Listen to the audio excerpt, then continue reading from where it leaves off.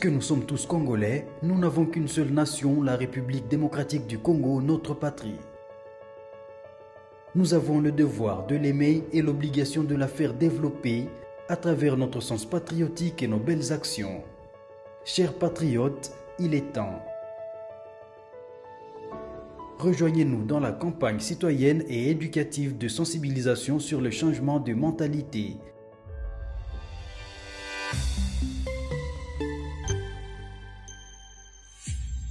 Zala, bon citoyen. Soyez le bienvenu, fidèles téléspectateurs. Une fois de plus, nous vous disons merci, chers Congolais. Hier, vous nous avez suivis avec le prophète Élisée Kongolo. Avant-hier, c'était avec l'honorable Francis Chibalabala. On vous avait annoncé la présence du sénateur Idriss Mangala. Je précise que c'est l'ancien gouverneur du Maniema. Il est sénateur en fonction. La fois passée, il n'avait pas fui, mais il était empêché. Mais aujourd'hui, il est venu répondre à l'invitation et répondre aux questions très questionnantes du public et de l'opinion. Il est ici avec nous. Monsieur le sénateur, soyez le bienvenu. Merci beaucoup. Je précise que vous êtes sénateur, l'ancien gouverneur de la province de Maniema. Vous êtes au cadre de l'UDPS, parti au pouvoir. Oui. D'entrée des jeux, avant que nous puissions parler de l'agression rwandaise en RDC, est-ce la classe politique congolaise présentement, elle est prête pour soutenir les chefs de l'État? Il y a des voix qui s'élèvent, il y a les hypocrites de l'Union sacrée, il y a également ceux qui s'affirment. Nous allons décrypter cette thématique, mais j'aimerais d'abord que vous puissiez payer les arriérés de l'opinion. Vous êtes un ancien gouverneur de la province du Maniema. Une question directe, êtes-vous content de votre bilan? Parce qu'il semble que vous avez laissé un chaos. Merci beaucoup, monsieur le journaliste. Je salue tous les auditeurs de notre chaîne de télévision, Communication Plus. Communication Plus. En tout cas, le bilan que j'ai laissé dans la province du Maniema, c'est un bilan largement positif. Comme vous le savez, la province du Maniema était considérée comme une chambre à coucher de Joseph Kabila. Vous dites? Était considérée comme une chambre à coucher de Joseph Kabila. Vous pouvez retirer, ça peut blesser Chadari, ça peut blesser les Minako et les autres. Non. Je l'ai dit et j'assume. Okay. Parce que de là, la soi-disant maman de Joseph Kabila est de Maniema. La femme de Kabila, ses oncles maternels sont du Maniema. Et autour de Kabila, tout ce qui constituait les mythes, le pouvoir de Kabila, les grands caciques de l'époque, qui sont toujours avec lui, étaient originaires du Maniema. Je peux les citer, je commence par Matata Pogno, qui était Premier ministre. L'excellent d'ailleurs. Ex-Premier ministre. Vous avez Chader Ramazani, qui est aujourd'hui secrétaire permanent du PPRD. À l'époque, il était VPM de l'Intérieur, qui est du Maniema.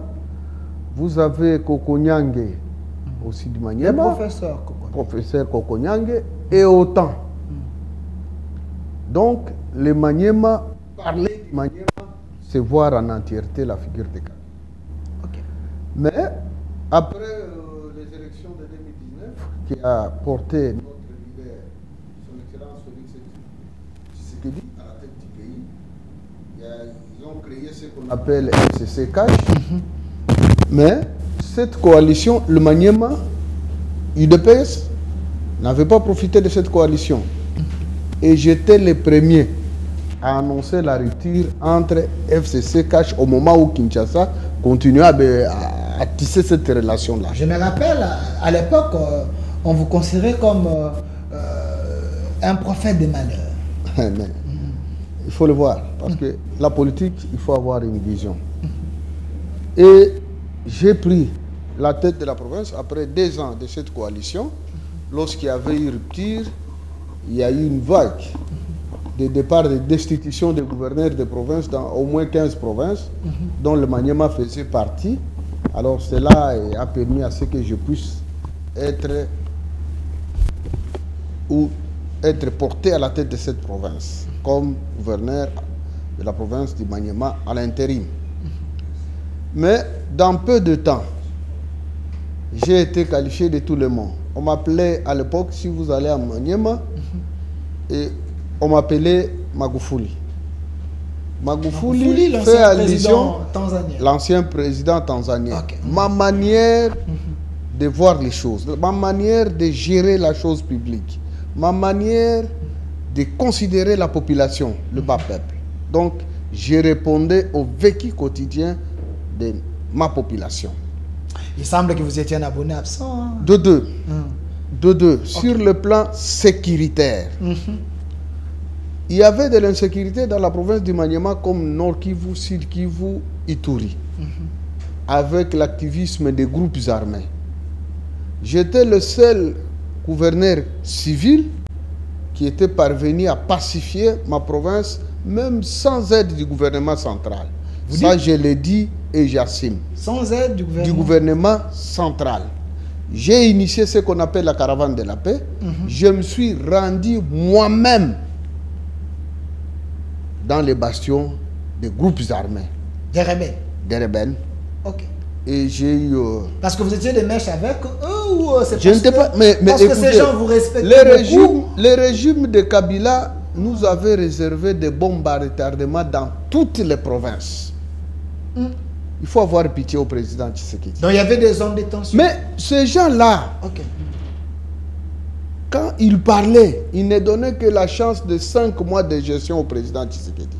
Je vous l'ai dit, je suis de l'Est, je connais ce que ces gens disaient, et c'est une surprise pour eux que le président Tshisekedi parvient à terminer le premier mandat et briguer un deuxième mandat. Pour eux, c'était un rêve. Donc c'est un piège bien planifié pour que Tshisekedi tombe. Tout planifié, mettre le pays, l'insécurité un peu partout. Et connaissant que le président Tshisekedi c'est un civil, il ne contrôle pas l'armée, il ne savait pas comment l'armée fonctionne, comment la sécurité, c'est-à-dire les services de sécurité fonctionnent. On porte un civil et on lui arrache presque tout. Donc Kabila a laissé tous les services entre ses mains. L'armée, la police, le service de renseignement et même la DGM. Mais moi, j'ai eu le courage de descendre sur le terrain, de communiquer avec mes frères, de leur montrer le bien fondé, de faire la paix. Parce qu'il n'y a pas de développement sans paix. Communiquer avec vos frères, ceux qui étaient dans les groupes armés. Les groupes armés là. Vous êtes allé purifier. Il y avait plus de 9 groupes armés.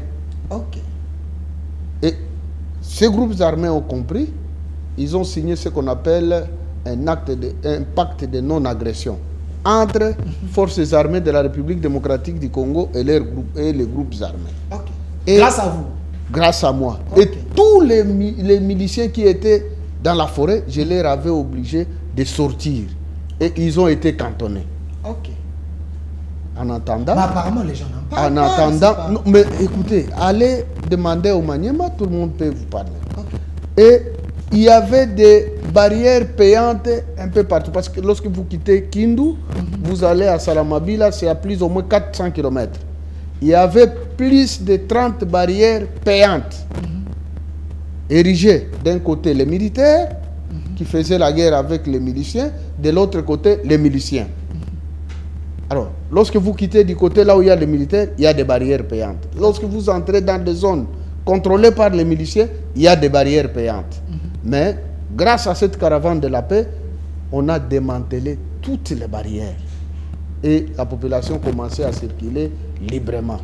Pendant 3 ans, l'activisme des groupes armés était totalement fini dans ma province et la province dans son ensemble était pacifiée. Donc si je peux bien vous résumer, vous voulez nous dire ici que M. Idriss Mangala, c'était l'homme qui avait maîtrisé la situation du Maniema et aujourd'hui il y a vos empreintes partout, si je peux comprendre. Oui, sur le plan sécuritaire en tout cas, vous pouvez demander. Je suis un homme qui a si maîtrisé la sécurité. Mais il semble que vous étiez un peu rancunier. Vous gérez d'une manière un peu égoïste. Vous ne voulez pas partager avec les autres. Non. J'ai de très bons souvenirs. Lorsque je suis entré au pouvoir, comme vous le savez, vous entrez dans un... C'est comme le président Tshisekedi, vous prenez un pouvoir là où tout est miné. Parce que le Maniema, c'était le Maniema de Chadari, le Maniema de Tambemwamba, le Maniema de Matata Pogno, de Kokonyang, Salomon Escadela, donc les bastions de l'opposition. Mais j'ai essayé un peu de bâtir l'image du président Félix. Et avant d'entrer au pouvoir, personne ne parlait pas de Fachi Béton. Mais à mon événement, c'est tout le monde qui parlait de Fachi Béton. Et Fachi Béton lui-même a été émerveillé le jour où il avait foulé ses pieds dans la province du Maniema. Il ne s'attendait même pas. Si vous le dites, vous risquez d'énerver les gens. Parce que moi, je suis journaliste. J'ai quand même essayé un peu de fouiner. Les gens m'ont appelé là-bas. Avant vous, l'IDPS était implanté un peu partout. Mais quand vous avez pris le pouvoir, apparemment, vous avez émietté l'IDPS. On ne parlait plus de l'IDPS. On m'a parlé de l'ancien ministre, de l'ancien vice-ministre de la Justice, Maître Bernard Takaïché, oui. Et lui, quand même, faisait des choses. Mais vous, quand vous êtes entré au pouvoir, il semble que vous avez écarté les autres. Vous voulez être le seul maître au bord. Et vous avez tué même la visibilité du parti. Ça, c'est très grave. Et pour exemple, le Maniema, la première législature du président Tshisekedi, la province du Maniema ne comptait aucun député provincial, aucun député national, aucun sénateur du côté IDPS. Mais avec moi, aujourd'hui, le Maniema, nous avons des députés nationaux, nous avons un sénateur dont moi-même. Ça fait au niveau national, nous avons 3 représentants. Au nom de l'IDPS. Au nom de l'IDPS, sur la liste, pas Union Sacrée. Parce que je vous dis, pas Union Sacrée. Et je dois vous donner maintenant le bilan de l'Union Sacrée pendant ma présence à la tête de la province. Nous sommes là, pas de problème. 3 députés, 2 députés nationaux et 3 élus au niveau national et 4 élus au niveau provincial. Sur 20 députés, nous avons eu au moins 24 élus sur 20. IDPS, pas Mosaïque. IDPS. Avant vous, il y avait... Avant moi, il n'y avait rien. Mais avec moi, nous avons eu à avoir 4 députés provinciaux, 2 députés nationaux et 1 sénateur. Vous allez me dire que je n'ai pas fait un grand travail. Donc c'est les résultats qui comptent. C'est le résultat. Mais du côté maintenant, Union Sacrée. En 2018, élection qui a porté le président Tshisekedi, Union Sacrée ou bien Cash n'avait aucun député national, aucun sénateur, aucun député provincial. Mais avec moi, l'Union Sacrée aujourd'hui, sur 12 députés nationaux, l'Union Sacrée à lui seul avait eu au moins 10 dans la province du Maniema. Vous dites 10 députés nationaux sur 12. Union Sacrée. Sous les règnes et leadership de M. Idrissa Mangala. Nous avons 10 députés nationaux, Union Sacrée. Nous avons 4 sénateurs sur 4. 4 sur 4. 4 sur 4 donc, sénateurs. Il n'y a pas eu de trahison. Donc, il n'y en avait pas. Les mots il n'y en avait pas de trahison. Parce que c'est lui qui coordonnait la campagne du chef de l'État dans la province du Maniema, c'est moi. J'étais comme Jean-Pierre Bemba à l'Équateur, comme Kamere. Parce qu'on avait donc on avait les coordonnateurs de l'Union Sacrée pendant la campagne du chef dans la province du Maniema, ce monsieur Afan Idrissa Mangala.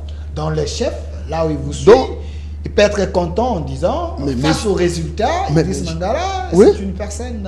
Mais comment? Sur 20 députés provinciaux, l'Union Sacrée en a 18. Sur 20. Vous avez 18. 18. Donc 4 de l'IDPS. Donc les gens qui disent qu'Idriss n'a rien fait, donc c'est de la poudre aux yeux, c'est de la mauvaise foi. Nous avons démantelé les systèmes kabylistes dans la province du Maniema. C'est pourquoi j'ai été tellement attaqué, diabolisé par le kabylisme, parce que la province du Maniema était considérée comme chambre à coucher de Kabila, était considérée comme réservoir de l'opposition, mais nous avons inversé la tendance. Alors, Monsieur Idriss, on ne va pas s'éterniser sur ça, mais il faut que je pose quand même cette question. Et en dehors de Matata Ponyo, qui a modernisé Kindu, il semble que certains coins de la capitale, c'est un vrai village. Hein? Vous n'avez pas pu redorer l'image de votre province. Vous contentez seulement de Tosa Obika, les gens viennent déposer, ainsi de suite, Idriss gère les tout. Quelle est l'image que vous avez laissée à la province sur le plan de la visibilité, je voudrais la construction et autres? Je voudrais éclairer d'abord l'opinion, parce que vous avez touché un point très sensible. Okay. Quand vous dites, à part Matata Ponyo qui a modernisé la ville de Kindu, c'est-à-dire qui a essayé un peu d'asphalter la ville. Mais je dois vous dire aujourd'hui, et même en présence de Matata, je l'appellerai pour lui dire ça. Je vais lui envoyer ce que vous avez dit. Aujourd'hui, l'asphalte de la ville de Kindu, ce n'est pas l'œuvre de Matata. Vous dites? Ce n'est pas l'œuvre de Matata. Il est en train de vous suivre. C'est l'œuvre du Premier ministre Adolphe Muzito. Vous savez que ça, c'est un éclaircissement. Vous savez que j'ai un numéro. Ça, c'est un éclaircissement. S'il vous plaît. Et je mets quiconque à défi. Attendez. J'ai le numéro de Matata. Oui. J'ai le numéro d'Adolphe Muzito. Oui. Il ne faut pas dire les contre-vérités à la télé. Mais écoutez. Moi, j'ai suivi Matata qui a dit il a fait des sons les travaux de l'asphalte. Les travaux de l'asphalte de la ville de Kindu ont commencé sous le gouvernement Muzito, dont Matata était ministre de Finances. Okay. Il n'était pas Premier ministre. Donc, c'est lui qui a impulsé les travaux de l'asphalte de la ville de Kindu, c'est Muzito sous les contrats sinon congolais. Okay. Les 6 milliards là, les contrats controversés. Et c'est le début des travaux en 2009, jusqu'à ce que, pendant la campagne de 2011, on avait déjà avancé avec les travaux, jusqu'à ce que Matata est arrivé à la tête du gouvernement. Les travaux étaient déjà en exécution dans la ville de Kindu. La continuité, mais le début, le programme et consort, les projets. Non, ce n'était pas. Non. Lui, c'était un projet. Non. Les contrats étaient de 5 ans. Presque la totalité était versée sous le gouvernement Muzito. Maintenant, c'est le délai de l'exécution des travaux. Matata est entré dans l'exécution des travaux. Maintenant, c'est à l'inauguration que Matata s'en a approprié, que non, c'est lui qui avait impulsé, mais c'est faux. Donc, ça, c'est un éclaircissement. Donc, j'ai l'impression que vous traitez Matata Ponyo des menteurs. Oui, il est menteur. De ce côté-là, je vous l'ai dit et j'assume. C'est un menteur. Je sais. Crédible, hein? Écoutez, il est respecté en Afrique. Je sais. Si Matata a construit, c'est son hôtel. Si Matata a construit, c'est son université. Si Matata a construit, ce sont ses biens privés à lui. Matata Ponyo a modernisé l'université même de Kindu. Non. L'université de Kindu, même si on ne dit pas bien, c'est l'œuvre de Kabila, parce que Kabila, lorsqu'il était parti à Kindu, il avait visité. Nous parlons de Matata. Mais moi, je vous dis, chacun avec ses réalisations. Je suis fils d'Imanyema, politicien d'Imanyema, grandi au Maniema, et je vous l'ai dit, ce qui s'est passé au Maniema. Donc Matata parce Ponyo que n'a pas comme acteur politique, je suivais. Attendez, Matata Ponyo n'a pas modernisé l'université de Kindu. Non, ça c'est Kabila. C'est l'œuvre de Kabila exécutée par Tambwe Mwamba. Pas Matata. Tambwe Mwamba était qui pour... était ministre de la Justice. Et le ministre de la Justice a quel rapport avec non, écoutez, je sens que vous avez la haine contre Matata. C'est question de confiance. Vous avez la haine contre Matata. Je n'ai aucune haine. Mais malheureusement, Matata fait semblant de ne pas donner les attributions des réalisations des autres et lui s'en en approprie vous pour plaît. se faire une valeur politique ajoutée. Monsieur Idrissa, je sais que vous êtes un homme sincère et honnête. Vous êtes les bénéficiaires même de projets 1000 écoles de Matata Pogno à Kindu et à Maniema. Il y a des preuves, c'est un peu palpable. Le 1000 écoles de Matata Pogno, là-bas, vous êtes les bénéficiaires. C'est très difficile que vous puissiez nier cela. Les 1000 écoles se sont transformées à son université. Cette université? Oui, regardez. Et sa cité, la cité de Matata Pogno, c'est cet argent-là. On n'a vu aucune école construite par Matata avec tout ce que vous venez de dire. Au moins aujourd'hui, ceux qui sont bénéficiaires des écoles, c'est à partir du programme 145 territoires de Fachi Béton. Vous dites ici que le c'est ça, s'est transformé à l'université. À Bukangalonzo, 1000 écoles, vous avez l'université Matata Pogno Mampon. Donc vous confirmez que ça, Matata Pogno, ce sont bien privés. Vous confirmez que Matata Pogno est un détourneur. Si vous dites que le projet 1000 écoles s'est transformé, mais je l'ai dit. Donc il a détourné l'argent de la Oui, oui. Je suis en train de regretter pourquoi il continue à circuler librement, parce que nous sommes dans un pays où l'impunité gangrène. C'est pourquoi nous sommes dans l'obligation d'acquiler les chefs de l'État qui doivent fouiner dans le passé. Aujourd'hui, ce sont les mêmes détourneurs qui se sont complotés avec les Rwandais pour nous faire la guerre. Monsieur Idrissa, je ne vais pas entrer dans une guerre générationnelle. Parce que mais à ma période, parce que vous avez dit, qu'est-ce que vous avez dit? Vous n'avez rien fait. Hein, et mais allez à Kindu. Si ce n'est pas les réalisations des Matata, des Salomon Escandela, des Tichamba et les autres. Allez à Kindu. Nous avions notre palais de justice qui faisait la fierté du Maniema. À l'état que moi-même je l'avais trouvé. Matata était là, n'a rien foutu. Tambwe Mwamba, ministre de la Justice, n'a rien foutu. Mon grand frère Takaïche n'a rien foutu. C'est pendant... Oui. C'est pendant... que moi j'étais gouverneur de province que j'ai réhabilité ce palais de justice qui était en état d'abandon après 30 ans d'existence. Comment vous dites que Takaïche n'a rien fait? Mais malheureusement, vice-ministre de la Justice, j'espère que sous son règne, pouvait faire mieux. C'est la modernisation, ça c'est l'œuvre d'Idriss. C'est à partir de ça qu'on avait commencé à dire non, c'est un Magoufouri du Congo. Ce palais de justice, qui est la fierté de la province, le centre-ville, Tambwe Mwamba avait promis pour réhabiliter ça, il avait échoué. Matata Pogno, il avait promis de réhabiliter ce palais de justice, il avait échoué. Notre grand frère Takaïchi, il avait promis de réhabiliter ce palais de justice, il avait échoué. Mais avec Idrissa, dans 3 mois, j'ai réhabilité ce palais de justice. En dehors de ça, oui, dans 3 mois. Dans 3 mois.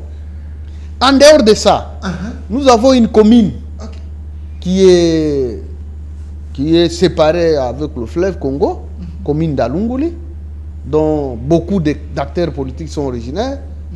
Il n'y avait pas de marché depuis l'indépendance. Il n'y avait pas de marché. Un marché. Depuis l'indépendance. Oui, un marché municipal.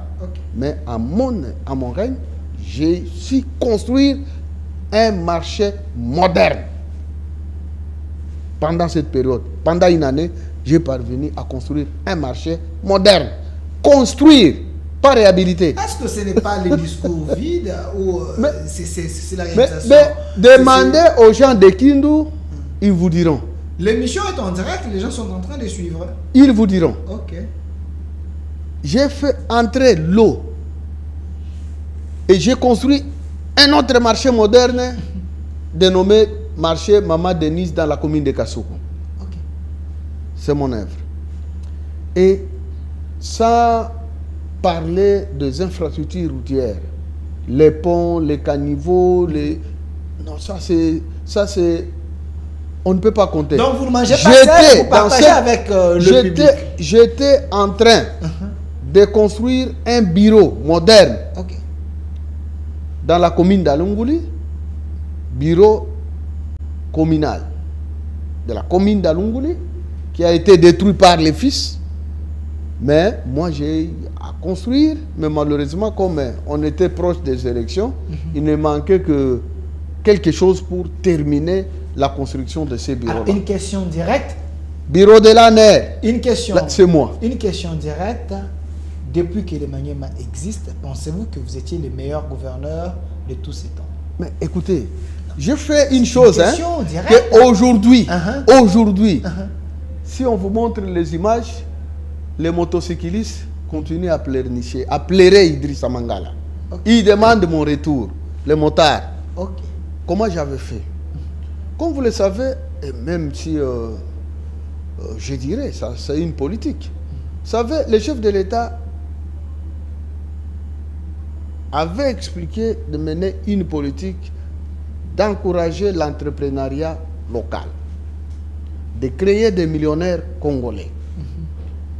Lorsque je suis entré à la tête de la province, j'essayais un peu de circuler, je voyais la tracasserie policière du côté de PSR, à ce qui concerne les motards et consorts. Et je regarde les motards, cette classe d'entrepreneurs, de petits, de gagne-petits, est occupée par des licenciés, des médecins. Donc une catégorie de gens qui n'ont pas d'emploi, mais tous se sont versés dans le secteur des transports urbains. Alors, après analyse, j'ai dit non, comment je peux aider mes gens? Je les avais encouragés en supprimant la taxe à tous les motards. Taxe de circulation dans la ville, il ne faut pas payer. Péage route, supprimé. J'ai dit arrêtez, interdire au PCR d'arrêter tout motard. Donc, le motard commençait à circuler librement sans payer aucune taxe, à part plaque d'immatriculation et vignette. Point barre.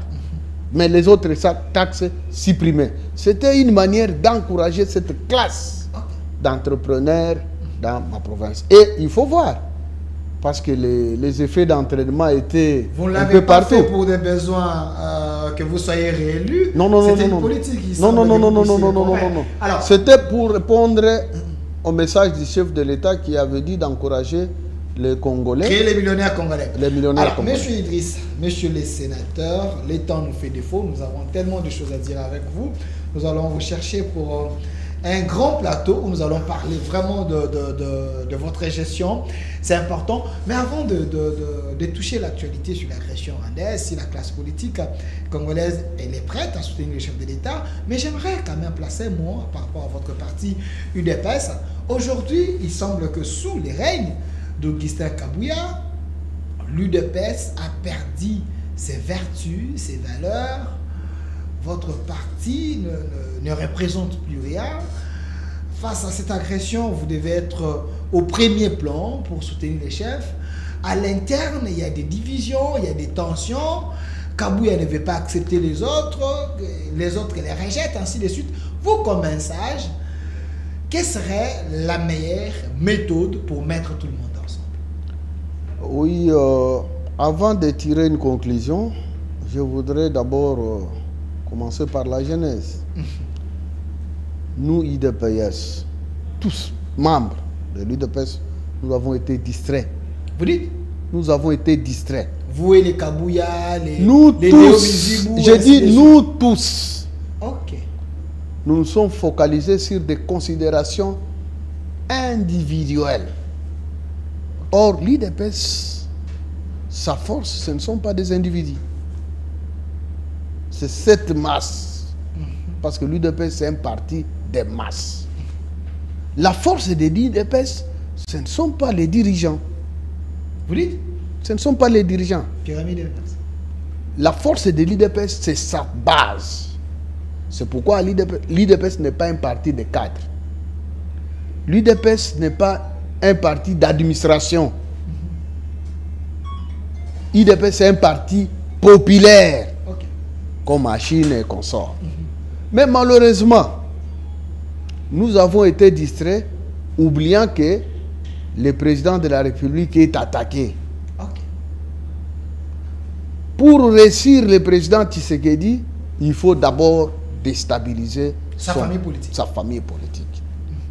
C'est pourquoi ces gens-là ont attrapé les esprits faibles en disant que non, celui qui détruit l'UDPS c'est le secrétaire général, il n'a pas su bien gérer la chose. Écoutez, manque de vision, manque de leadership, c'est pas un bon manager. Ce n'est pas un bon manager. Mais avec son système de Tosa Obika, je vous pose la question. Quel est l'indicateur de la performance?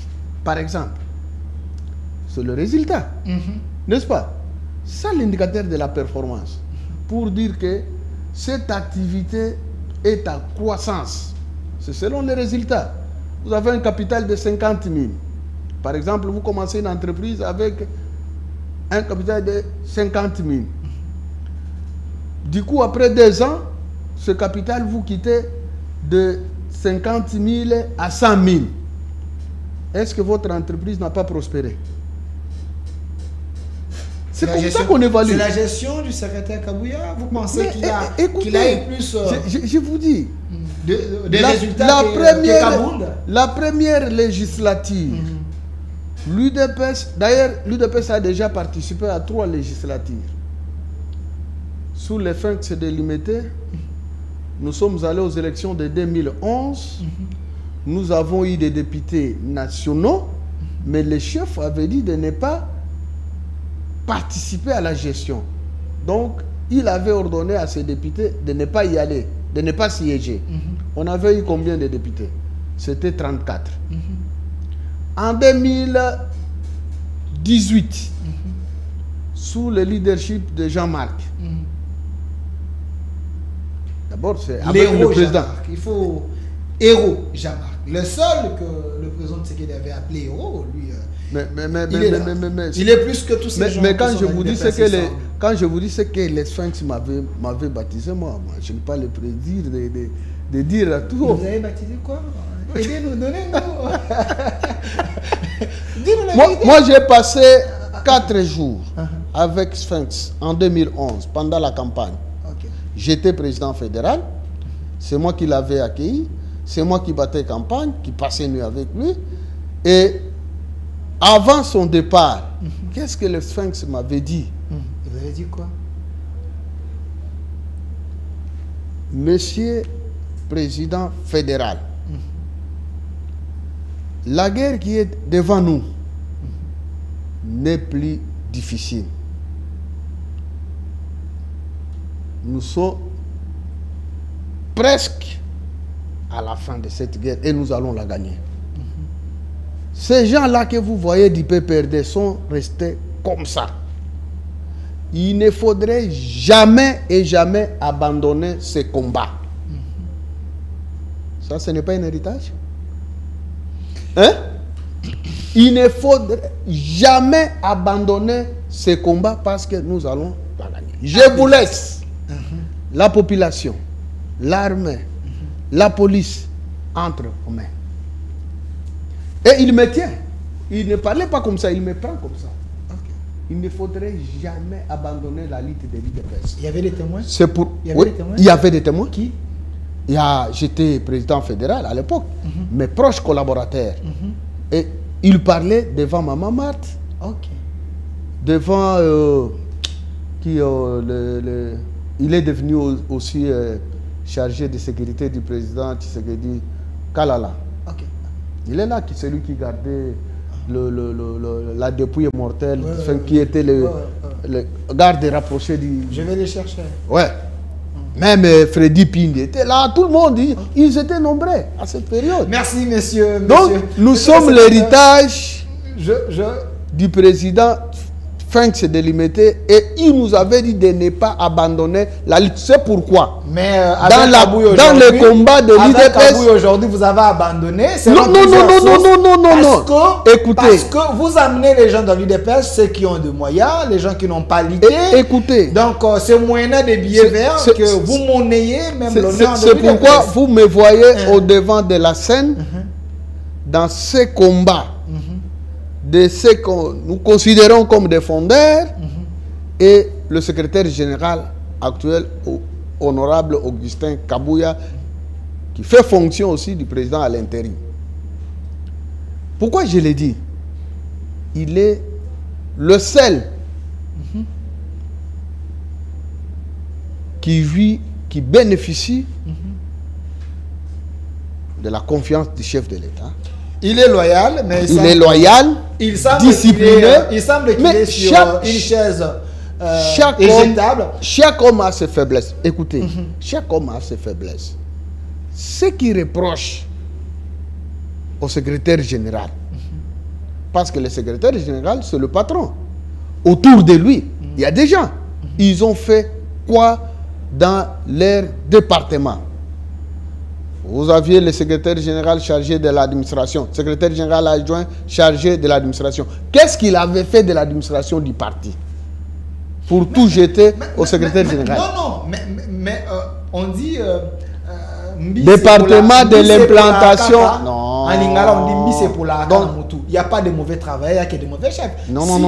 Il n'affirme pas sa leadership. Mais le résultat, ce qui veut dire... Aujourd'hui, l'IDPS est devenue la première, pas théorique, pratique sur le plan pratique.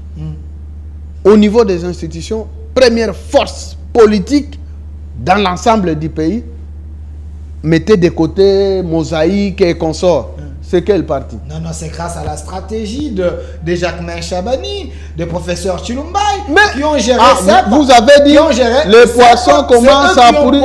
Non. Vous dites que les poissons commencent à pourrir. Vous avez dit toute la voie entre les mains de Kabouya. Lorsqu'il y a échec, il ne faut pas oublier Jacquemain. Quand il y a échec, vous dites c'est le chef qui échoue. Mais quand il y a réussite, vous citez autant de noms. Non. Quand il y a un bon résultat, c'est les stratégies de l'UDPS, les têtes pensantes, c'est les gens que j'ai cités là. C'est faux. Les Chirumba, non. Écoutez. Ils sont un peu très restants, les gens qui ont... Écoutez, mon frère. Qui ont réfléchi pour que l'UDPS aille... Écoutez, si on entre dans... Les résultats aujourd'hui. Si on entre dans ce sale G, c'est un sale G. Mais moi, je vous donne les résultats de Manième. Est-ce que vous allez me citer... Que ce soit Jacquemain, que ce soit Tchelumbaï, que ce soit... Ils ont envoyé ou dit quoi chez moi? J'ai collaboré avec le seul secrétaire général pour avoir ces résultats. J'ai bâti campagne. J'étais coordonnateur de l'Union Sacrée.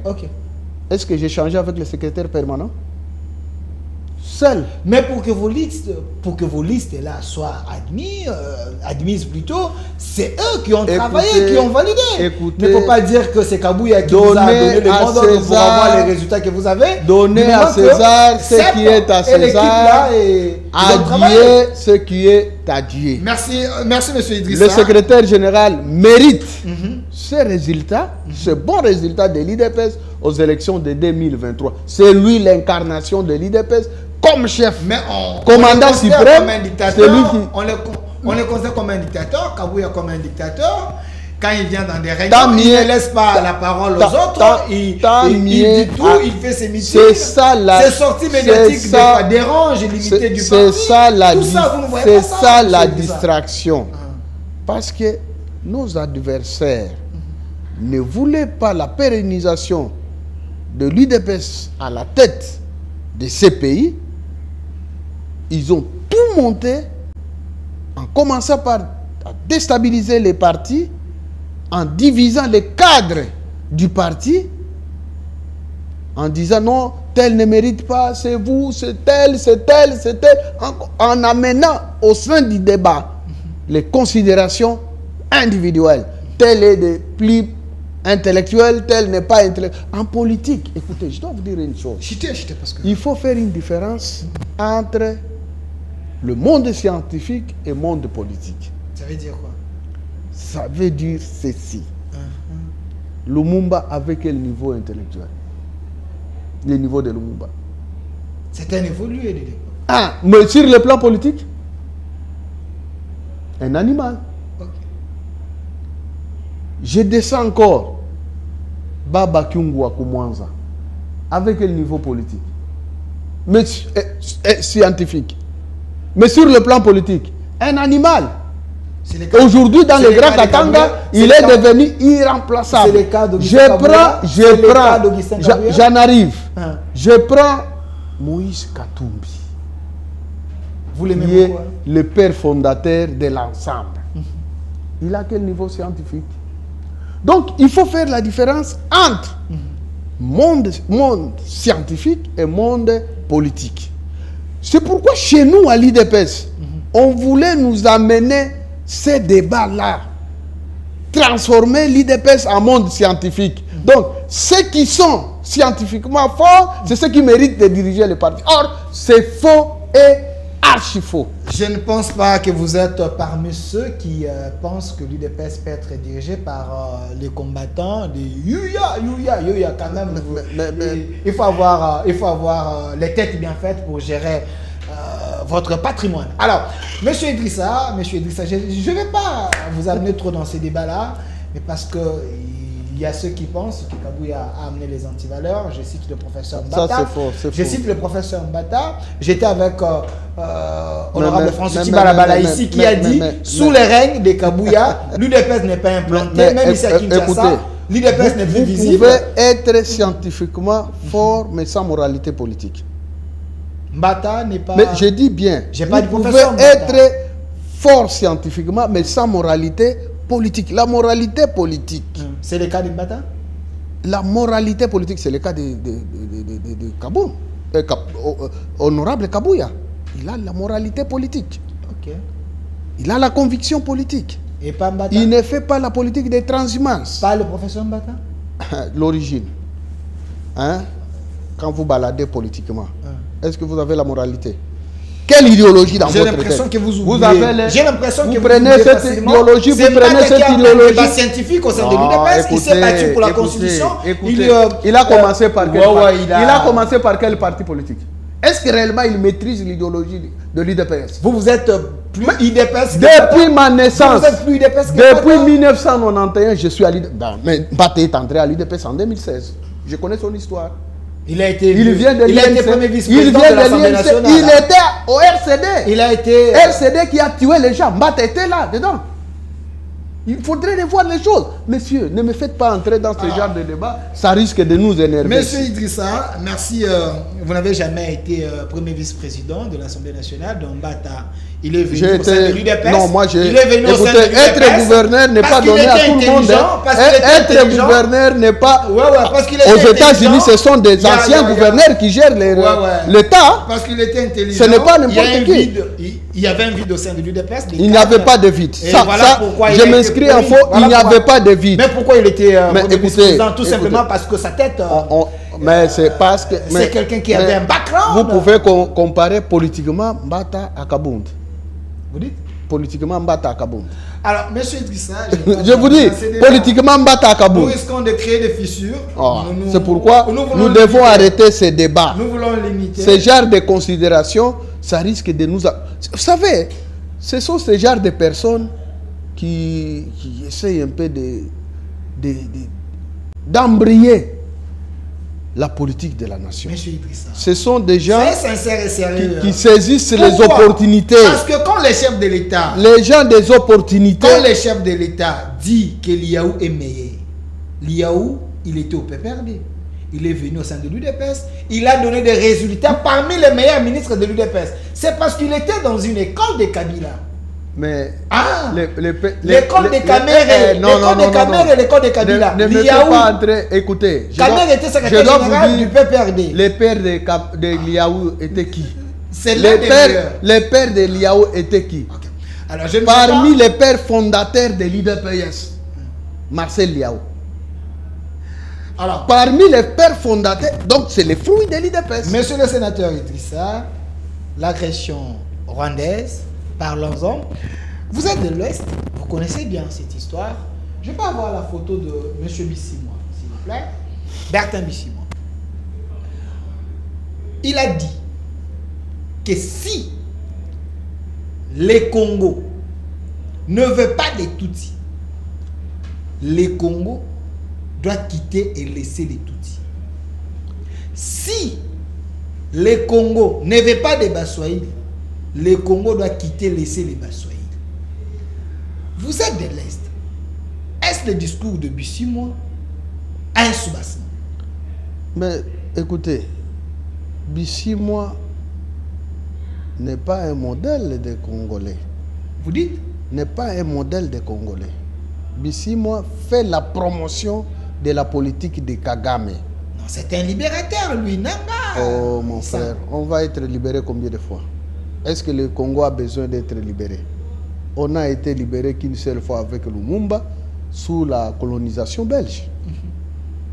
Les autres, ce sont des opportunistes qui profitent de la naïveté et qui profitent des opportunités créées par les étrangers pour détruire la nation congolaise. C'est le cas de Bissimo Enanga? En commençant par tous ces gens qui sont venus avec l'AFDEL, en passant par les RCD, CNDP et consorts. Si les Congolais étaient des vrais visionnaires, ne devraient pas appuyer une dite armée dans leur pays. C'est pourquoi l'IDPS avait refusé catégoriquement d'être un parti politique sous l'inspiration de la violence. Donc nous sommes des non-violents. Comment expliquer dans un pays, pour accéder au pouvoir, il faut prendre les armes, tuer vos frères et sœurs et vous accédez au pouvoir avec des mains remplies de sang. Et du coup, vous vous transformez en démocrate. C'est très dangereux. Lutte de la libération, il y a toujours des conséquences. Il n'y a jamais une lutte de la libération entre filles et fils. La lutte de la libération, c'est la libération contre la colonisation. Il semble que là, il faut se libérer maintenant de la colonisation. L'UDPS au pouvoir. Là, il faudrait maintenant une lutte. L'UDPS faisait que nommer les Balouba selon leur discours. Moi, je ne suis pas Moulouba. Pour eux, il fallait libérer ces pays entre les mains d'un dictateur. Moi, je ne Nanga suis pas... dit, j'ai créé ces monstres, c'est à moi de vous libérer de ces monstres. Moi, je ne suis pas Moulouba. Mais à l'UDPS, j'ai été porté comme candidat président du Sénat. Selon... Et si vous regardez très bien les grandes institutions de ces pays, au niveau du Parlement, que ce soit l'Assemblée nationale et le Sénat, ces deux institutions sont dirigées par les Baswahili. Vous prenez Kamer qui est du Kivu, vous prenez Samalukonde qui est du Grand Katanga. Où est le problème de Balouba là-bas? Vous avez la première ministre qui est du Congo central. Où est le problème de Balouba là-bas? Vous prenez le directeur de cabinet du chef de l'État qui est Moussoaïli, du Sud Kivu. Où est le problème de Balouba là-bas? Vous prenez le chef d'état-major général qui est Katangé. Où est le problème de Balouba? Vous prenez le chef d'état-major de la garde républicaine. La garde qui protège les chefs. Du temps de Kabila, il n'avait pas donné à une autre tribu. Mais le président Tshisekedi, comme c'est un rassembleur, il a donné à Baswahili. Le général Gabi Efraï. C'est quelqu'un d'ici qui vous. Un Swahilophone. Où est le problème de Balouba? Les gens oubliant les fondamentaux, ils se vexent. Parce qu'ils n'aiment pas du président Tshisekedi. On amène au-dessus de la table le problème de Balouba. Mais il y a... Les Balouba, je dois Cholet qui a parlé également de problème de Baswahili. Le Congo avait 11 provinces, le Zaïre, à l'époque. Mais les Balouba avaient 2 provinces. Kasaï oriental, Kasaï occidental. Mais si vous faites le partage, des postes par province, sur 22 postes, par exemple, attribués aux 11 provinces, les Balouba devraient avoir 4. Mais les autres, 2 postes. Parce qu'ils sont nombreux plus que les autres. Ça, c'est une analyse que les gens doivent se mettre en tête. La démocratie, c'est la loi de la majorité. Sur 100%, si les Balouba sont à 30%, ils doivent avoir la part des choses concomitamment à leur pourcentage. Mais les gens oublient tout ça.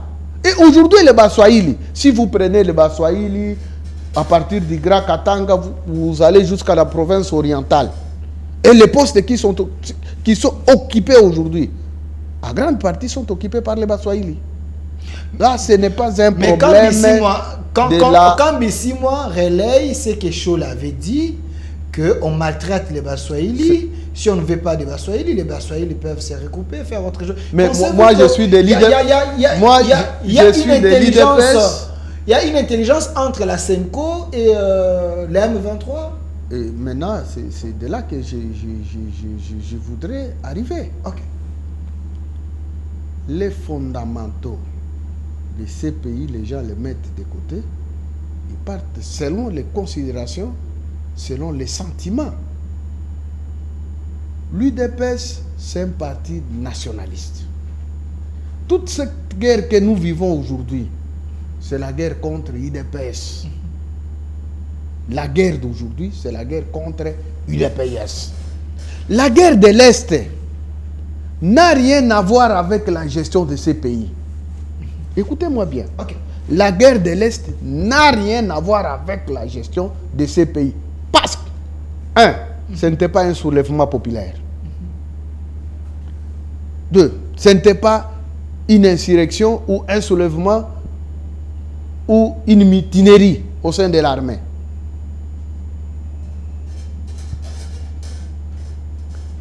Moins encore un soulèvement populaire et moins encore une mutinerie.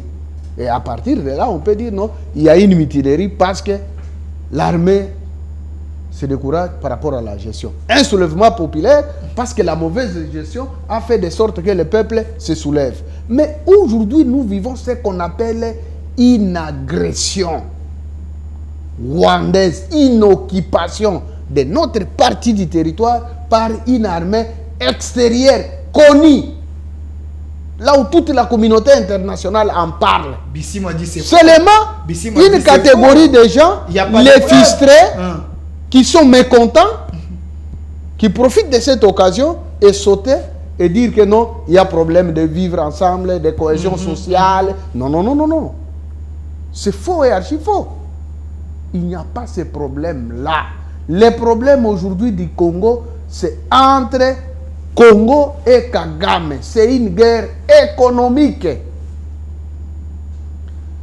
Rwanda, qui n'a aucune production, dont ce budget dépasse à 90% de l'aide extérieure, profitant de la naïveté des Congolais. Parce que les Congolais, un Congolais peut accepter, si vous lui promettez de devenir président, il peut accepter de tuer même sa maman, même son fils, pourvu qu'il ait le pouvoir. Vous choquez certains Congolais comme ça? Non, moi je l'ai dit, j'assume. Okay.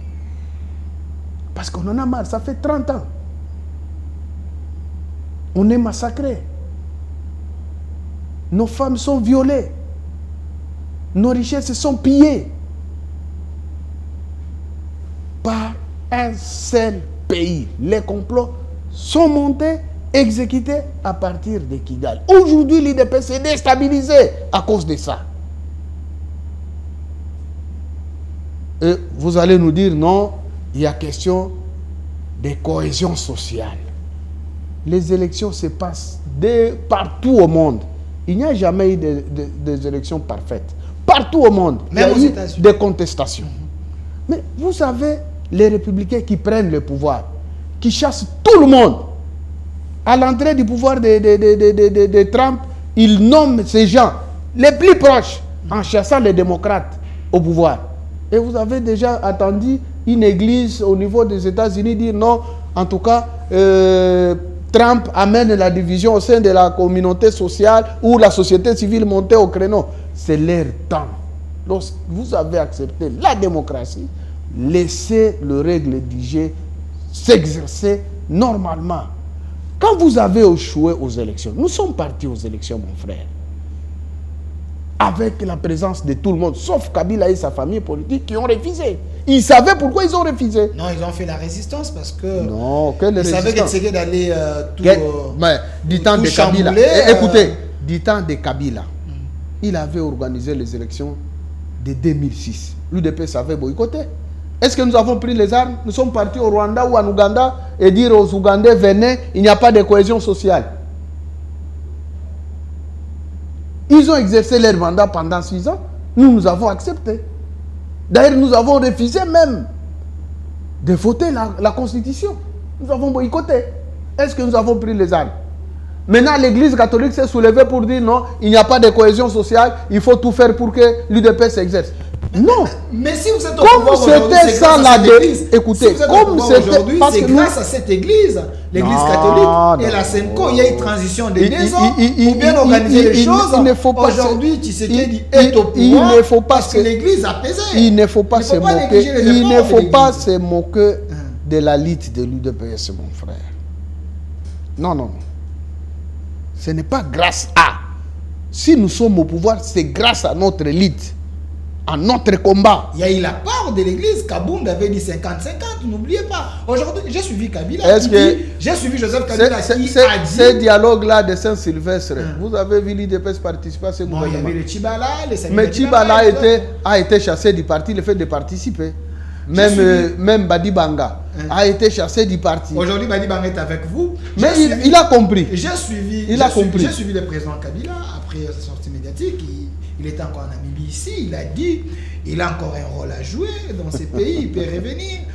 Les Congos ont besoin de lui. Vous pensez que en acquisant Kabila d'être derrière l'AFC, vous allez tuer ses ambitions de redevenir président de la République? Kabila dit il a encore de l'énergie. Est-ce qu'il est intelligent? Vous dites Est-ce qu'il est intelligent? Il a entouré des professeurs, les Chadari, les Mova et les autres. Vous Mais pensez que... quelqu'un qui est déjà disqualifié, déclassé par la Constitution, bon, quelle énergie? Il va faire quoi encore? Il a déjà exercé ses 2 mandats. C'est un sénateur comme vous. Ah, il reste sénateur. Mais pourquoi vous... D'ailleurs, il viole la loi portant statut des anciens chefs de l'État à son article 5. Qui dit la loi? Cette loi dit ceci. Un ancien chef de l'État est appelé à la discrétion, retenu et à la loyauté aux institutions légalement établies. Maintenant, ces propos, il est loyal aux institutions légalement établies?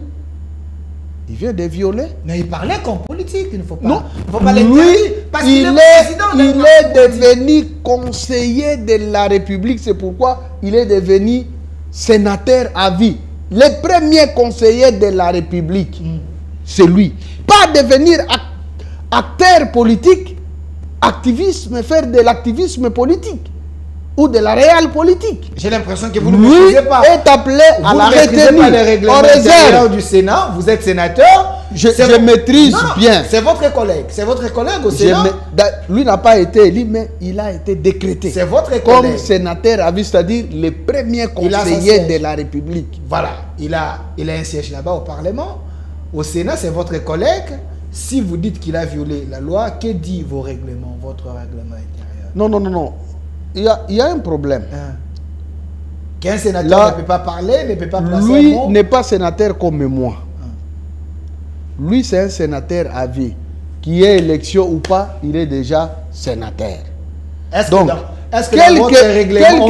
quelques articles de notre règlement lui interdit de parler. Lui échappe. Ça veut dire quoi? C'est-à-dire qu'il ne peut pas être transféré. Il ne peut pas être affecté par certains articles de notre règlement. Il ne peut pas parler. Il est soumis à la loi portant statut des anciens chefs de l'État. Vous n'avez pas répondu.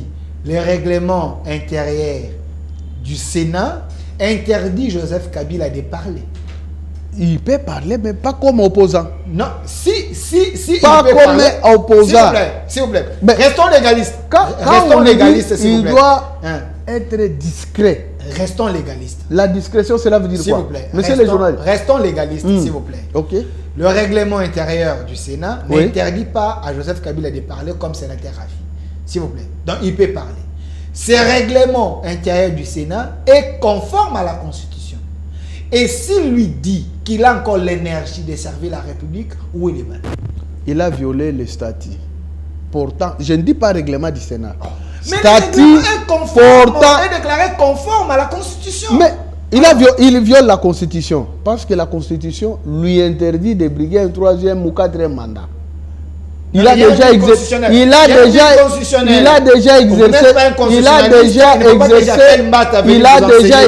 ses 2 mandats. ne faut pas que j'appelle Mbata venir vous enseigner. Vous pouvez l'appeler et il sera d'accord avec moi. Venez vous enseigner. Vous pouvez l'appeler. Il sera d'accord avec. Il n'y a pas de vide. Il y a un vide. Il n'y a pas de vide juridique. Il n'y a aucun article. Le président un ancien président ne peut pas revenir. Il n'y a aucun article. Je vous lance un défi, si vous pouvez me donner un article qui dit un ancien président de la République ne peut pas revenir. Il n'y a aucun article. Le mandat est exercé combien de fois? 2 fois. Renouvelable. Une seule fois. De 5 ans, renouvelable, une seule. C'est de là qu'on a tout verrouillé. Non, il y a renouvelable une seule fois. Pas 2 fois. Donc, Kabila n'a plus droit de revenir à la tête de ces pays. Ça, c'est déjà révolu. S'il dit qu'il a de l'énergie, c'est pourquoi je dis, cette rébellion de l'Est, c'est lui qui l'anime. Parce que quand on anime une rébellion, on arrive à inverser, à renverser le pouvoir en place. Là, ça vient un autre ordre politique qui se plante dans le pays. C'est pourquoi elle s'appelle armée révolutionnaire. Donc, lorsqu'ils vont arriver, ils vont installer un nouveau système. À ce moment-là, ils vont mettre de côté notre constitution et établir une autre constitution. Là, Kabila, c'est pourquoi il dit il est prêt. Et il a de l'énergie pour servir la nation. Il sait pourquoi il dit ça. Et c'est pourquoi j'insiste. La justice congolaise, le ministre de la Justice, de modifier cette loi-là portant statut des anciens chefs de l'État, parce que Kabila l'a déjà violé, il a violé la Constitution, il doit être poursuivi par la justice congolaise. Un politicien majeur comme Kabila, s'il n'est pas encore mort, il ne faut pas les déclarer hors jeu. Regardez la caméra. Votre dernier mot, c'est également votre mot de la fin. Il y a ceux qui pensent que le régime Tshisekedi a été berné par la communauté internationale. Il n'y a pas eu de sanctions fortes contre le Rwanda aujourd'hui. Vous êtes sénateur. Êtes-vous heureux face à ces sanctions élémentaires qui n'affectent pas trop le Rwanda? Ce n'est pas élémentaire. Même Moscou pleurniche quand on a sanctionné la Russie. Aujourd'hui, la Russie pose condition pour dialoguer avec l'Ukraine. Il faut que les États-Unis lèvent les sanctions. Donc, des sanctions coûtent. Et je félicite, en passant, son Excellence Félix Antoine Tshisekedi Tshilombo, avec sa diplomatie agissante. Tout le monde parlait à l'époque, non, nous avons un président qui voyage beaucoup. Voilà maintenant les résultats des voyages du chef de l'État. Les voyages viennent de payer. Nous avons une armée infiltrée jusqu'aux dents qui n'a pas su maîtriser la guerre, mais avec les stylos, le président Tshisekedi vient de battre M. Kagame, qui est sanctionné par toute la communauté internationale. C'est une victoire diplomatique méritée de notre président de la République. Et à partir de cette diplomatie, cette guerre-là, de Nanga et consorts, je vois les jours à venir, nous ne sommes pas loin, même Kabila, tous seront interpellés à la justice internationale. À CPI? Ils seront, oui. Nous avons des rapports mapping qui est là. J'ai l'impression que vous ne maîtrisez pas la force que Kabila a. Ça, je vous l'ai dit. Vous ne maîtrisez pas la force que Kabila a. Je vous l'ai dit. Je vous l'ai dit. Kabila est quelqu'un qui est respecté sur le plan international. Je ne suis pas n'importe qui en politique. J'ai dit ce que j'ai dit et je les assume. Kabila, Nanga et consorts sont des prétendus, d'ici là, clients de la Cour pénale internationale de l'AE. C'est votre diabolisation. Ils seront. C'est votre diabolisation. Le rapport mapping là sera activé. Et dans ce rapport mapping, vous connaissez ce que Kabila avait fait en 2011, en tuant les combattantes et combattants de l'IDPS à bout portant, qui accompagnait Félix de limiter à la clôture de sa campagne. Et tout ça, nous allons le mettre sur la table du procureur de la Cour pénale internationale. Merci. Pour juger ces criminels. Parce que ce qui détruit aujourd'hui notre pays, c'est l'impunité. Merci. Tous ces gens qui ont pris les armes, ils trouvent de l'amnistie et après X temps, ils reviennent encore avec des armes en tuant le peuple congolais. Merci. Et nous allons mettre fin à cette récréation. Merci. Pas question de négocier avec Nanga. Priorité, c'est de négocier avec Kagame, qui a beaucoup meurtri notre population de l'Est, parce que lui, qui est le meilleur meurtrier des Congolais, et c'est de lui que nous recommandons comme sénateur de négocier avec, pas avec les marionnettes de Nanga et Bissimois, qui leur place c'est au niveau de l'AE. Merci, messieurs les sénateurs. Vous avez refusé de suivre les conseils d'un homme sage de la nation, Joseph Kabila, qui a dit la solution du Congo, il ne faut pas prendre un facilitateur qui ne maîtrise pas l'histoire du pays. Il faut faire un dialogue interne. C'est la voie que les prélats privilègent pour que nous puissions avoir la paix. Il semble que vous vous entêtez le pouvoir, vous ne voulez pas cela. Espérons qu'avec votre diplomatie agissante, selon vous, on trouvera des solutions. Nous, les Congolais, nous sommes derrière pour qu'il y ait la paix, mais il ne faut pas négliger cette voie de dialogue, parce qu'il semble que les Africains traitent toujours leurs problèmes en étant ensemble pour trouver des solutions. Merci. Donc, merci. Pour clôturer, il n'y a pas une guerre entre Congolais, mais la guerre est entre Congolais et Rwandais. Merci. APJ au peuple DJG, les sénateurs s'est dévoilé, il a parlé avec son cœur. La place maintenant aux commentaires. Cette émission est déjà en direct sur notre chaîne YouTube au Centre TV et Delca Télévision. Vous allez suivre ça sur plus de 14 chaînes. Vous allez suivre ça sur 10e Rue Télévision, Communication Plus, BRT Télévision, Centrale Télévision et tant d'autres et plusieurs plateformes. Et notre RDC est possible. Un grand merci à l'équipe qui m'a accompagné, surtout la meilleure équipe des Communications Plus avec des pros. Au revoir.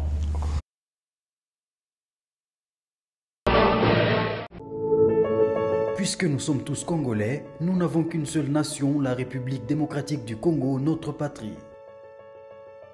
Nous avons le devoir de l'aimer et l'obligation de la faire développer à travers notre sens patriotique et nos belles actions.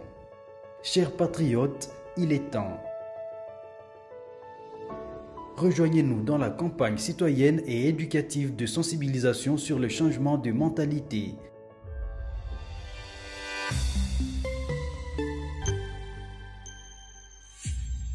Zala, bon citoyen.